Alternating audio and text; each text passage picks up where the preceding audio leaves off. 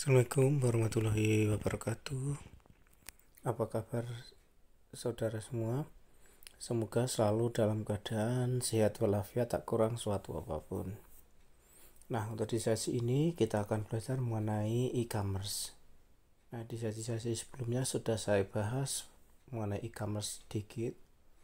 Jadi e-commerce itu di Indonesia ada banyak sekali ya, seperti Shopee, Lazada, Tokopedia, Bukalapak, seperti itu yang masuk ke dalam e-commerce. Tapi apakah sebenarnya e-commerce itu? Nah, akan kita bahas. Kita tinjau dulu dari pengertian e-commerce. E-commerce itu merupakan satu set dinamis teknologi, aplikasi, dan proses bisnis yang menghubungkan perusahaan, konsumen, dan komunitas tertentu melalui transaksi elektronik dan perdagangan barang, layanan, dan informasi yang dilakukan secara elektronik.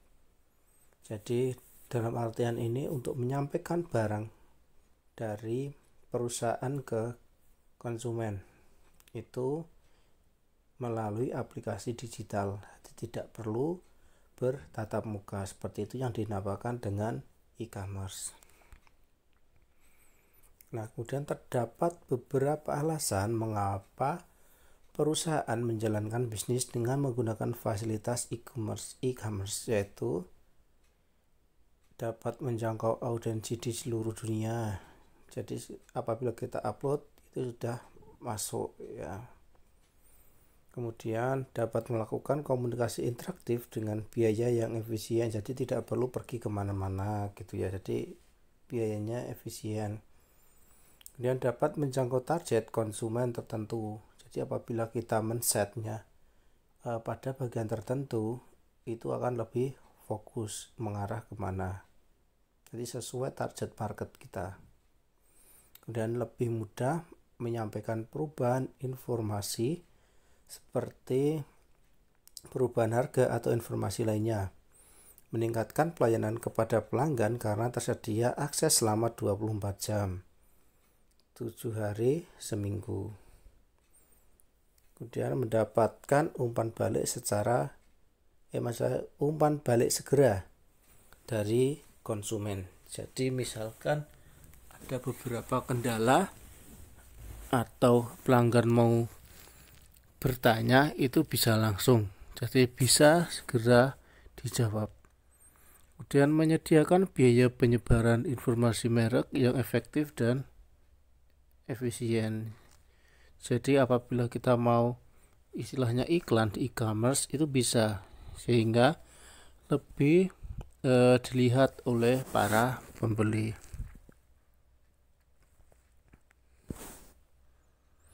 Kemudian dari segi pandangan bisnis, penyalahgunaan dan kegagalan sistem yang terjadi di atas ini ya. Jadi ada beberapa hal yang keuntungan tadi, kemudian ada beberapa yang menjadi persoalan yang harus dipertimbangkan.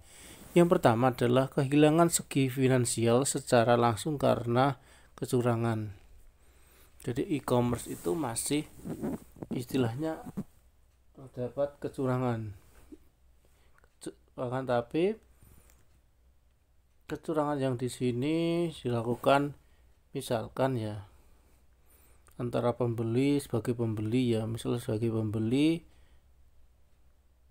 dia berbuat curang, misalkan barang tersebut ternyata sebenarnya sudah sampai ke pelanggan ya, dia sudah mencoba barang tersebut, kemudian apabila dia merasa tidak cocok, dia ingin mengembalikannya, padahal barang tersebut sudah sesuai pesanan. Kemudian apabila diretur kembali ke penjual, kadangkala pengemasannya tidak terlalu baik sehingga barang tersebut rusak, seperti itu. Kemudian kalau di sisi kecurangan yang dilakukan oleh penjual, itu biasanya berupa kesesuaian produk yang tertulis dengan yang dikirim itu berbeda, seperti itu ya. Sehingga akan rugi secara finansial. Kemudian pencurian informasi rahasia yang berharga.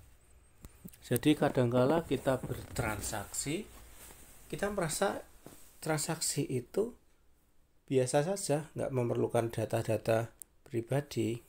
Akan tetapi untuk zaman sekarang ini ya, link saja sudah suatu link khusus yang dilakukan oleh para hacker-hacker itu ya, itu bisa mengakses data kita, jadi sangat berbahaya sekali ya. Jadi jangan sampai kita istilahnya kita mengklik link yang tidak jelas. Kemudian yang ketiga, kehilangan kesempatan bisnis karena gangguan pelayanan. Jadi apabila kita mau berbisnis dengan e-commerce, kita harus memberikan pelayanan yang terbaik.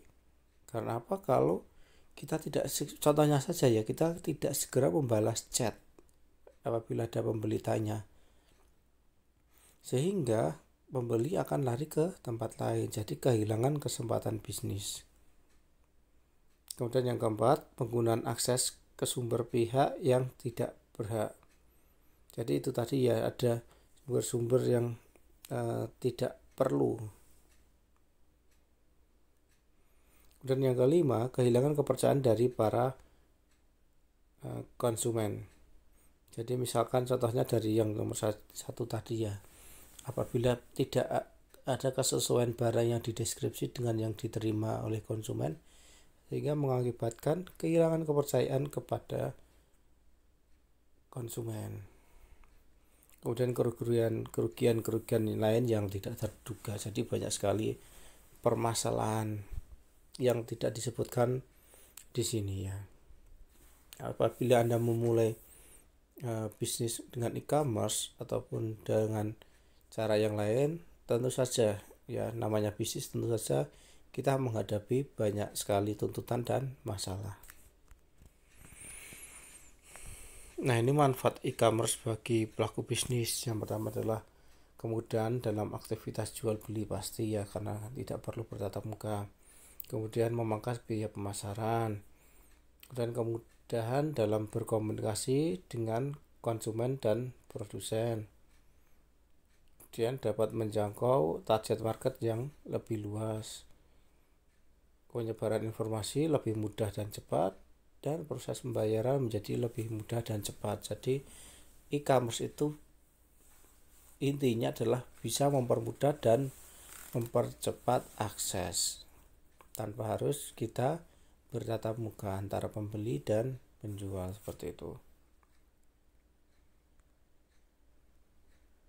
Nah, kemudian manfaat e-commerce bagi konsumen. Yang pertama adalah konsumen dapat berbelanja dengan lebih mudah selama 24 jam penuh ya. Dan yang kedua, konsumen dapat melihat berbagai pilihan produk yang dianggap terbaik dengan harga yang paling sesuai. Jadi kalau di e-commerce itu banyak sekali pilihan dan harganya juga bersaing. Dan konsumen dapat membeli produk dan jasa dengan biaya yang lebih mudah setelah melakukan perbandingan dengan berbagai e-commerce. Jadi memperbandingkan antara misalkan di Shopee dengan Lazada, kemudian di Tokopedia, dia bisa membandingkan kemudian mencari yang termurah dengan kualitas yang sama, seperti itu. Kemudian dampak positif e-commerce adalah yang pertama adalah munculnya aliran penghasilan baru yang mungkin lebih menjanjikan yang tidak ada pada sistem jual beli dengan cara tradisional, jadi cara bertatap muka. Dan e-commerce memberikan peluang untuk meningkatkan market exposure. Yang ketiga, berpotensi untuk memperluas jangkauan secara global. Yang keempat, kesempatan untuk mengurangi biaya operasional.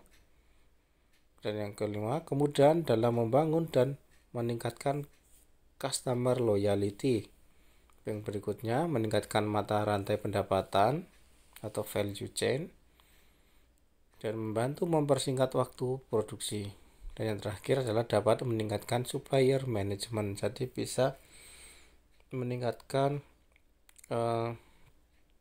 apa namanya ya, kesesuaian ya barang yang ada.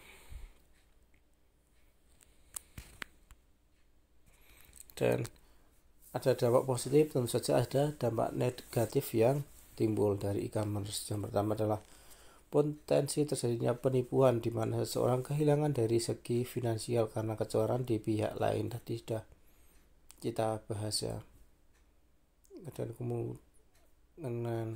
kemungkinan ya terjadi pencurian data, potensi terjadinya kehilangan kesempatan bisnis, yaitu tadi kemungkinan terjadi akses yang dilakukan oleh orang lain tanpa autorisasi ya, misalnya hacker seperti yang sudah saya jelaskan tadi. Dan adanya kampanye negatif via internet yang dilakukan kompetitor yang dapat merusak atau berakibat buruk bagi sebuah bisnis. Yang terakhir adalah potensi kerugian yang bisa terjadi akibat kesalahan manusia, baik itu sengaja atau tidak disengaja, dan juga kerusakan sistem elektronik. Nah, itu tadi mengenai dampak negatif dari e-commerce. Jadi kita menyikapinya mengenai dampak positif dan negatif itu, jadi tinggal kita bisa memaksimalkan di dampak positifnya. Itu tetap apa namanya ya, ada dua sisi, saya katakan dua sisi. Jadi misalkan kita lebih berusaha semaksimal mungkin ya, di dampak positifnya, otomatis dampak negatifnya juga akan berkurang seperti itu ya.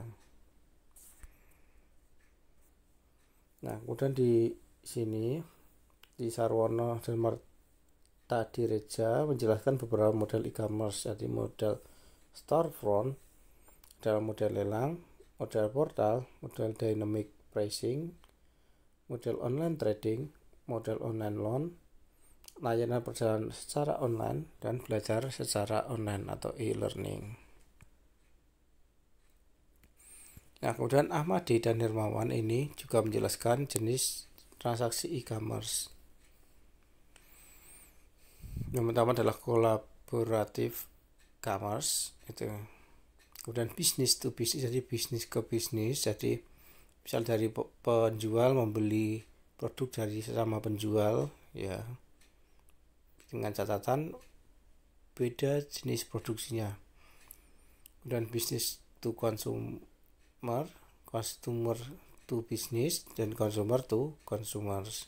Nah, ini adalah jenis transaksi yang ada di e-commerce. Oke, itu cukup sekian. Nah, setelah ini silahkan Anda coba untuk membuat e-commerce ya. Cukup sekian, kita jumpa lagi di next session. Assalamualaikum warahmatullahi wabarakatuh.